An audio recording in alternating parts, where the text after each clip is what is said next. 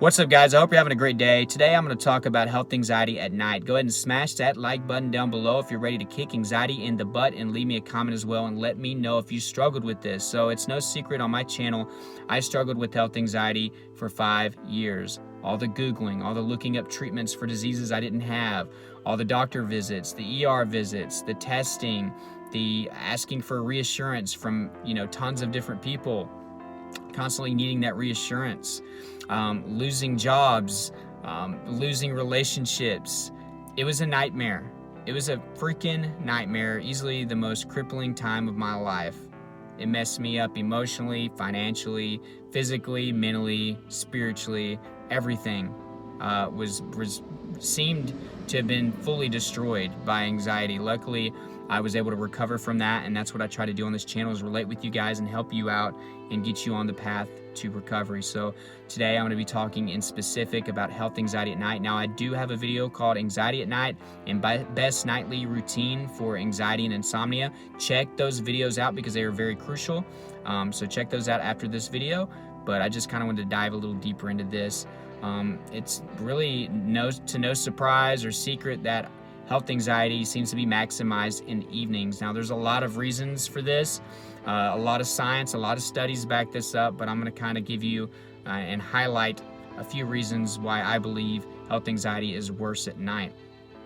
Because I was no exception to this. This is the worst times of the worst time of my life was at night. So yeah, there's a few reasons, guys. The first one's kind of broad, but this is just my opinion, but I think a lot of people can agree. When you have an anxiety disorder, you have a very negative mind. You often see the glass half empty. Well, with darkness, I just feel like negativity is associated with that. It's tied to it.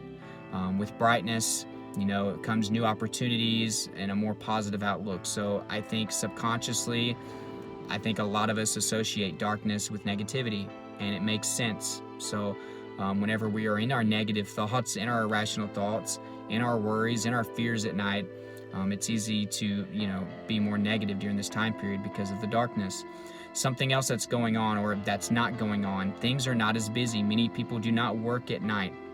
The traffic is not as bad at night unless you live in a really busy city. The people that you love and that you seek reassurance from, and the people that make you laugh and smile, are asleep, and that's very tough. For me, I often had the fear that I was going to die while these people were asleep, and I wasn't going to get any help. So I would sometimes spend the night at the ER, or go drive around and be in public places because I was in fear for my life and I wanted to be around somebody that was awake. It sounds kind of crazy, but that's what I would do. So yeah, we're not getting any reassurance. We're not able to talk to these people. They're not able to help distract us and get our mind off of our horrible thoughts or irrational thoughts or our fears.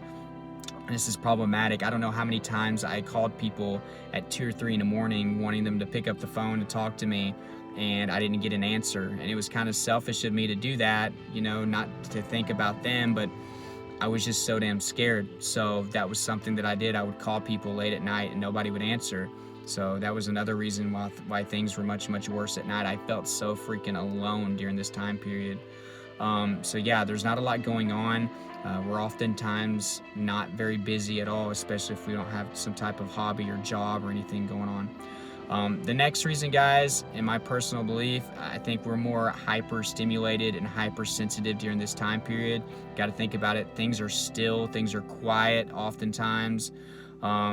Something that would happen to me is whenever I would lay down at night, especially on my sides, or really only on my sides, I would hear my heart rate in my ear, and often my blood pressure and heart rate were much quicker than the normal person's because of my anxiety in general.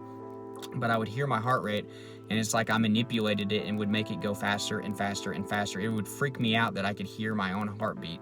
It sounds silly, and we've all listened to our heartbeat at some point, especially as little children, and we thought it was fascinating, but now it was terrifying me.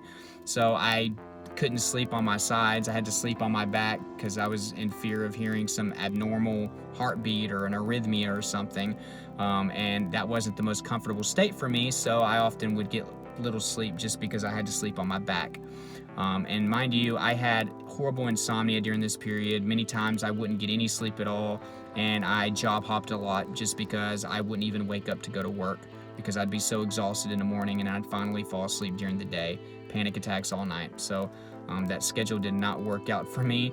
I actually at the time maybe should have just thought about switching to some type of night shift or graveyard shift that might have helped with some of my issues, but I didn't do that. So yeah, I was a lot more hypersensitive. Also, there weren't people around, so I wasn't ashamed for self-checking. I would do my blood pressure a lot more. I would check for my heart rate in various spots. I would take off my shirt and go look for lumps or rashes or any abnormal issues with my body, because there was nobody there to judge me or shame me or anything. So I would do it because I wasn't embarrassed to do it alone.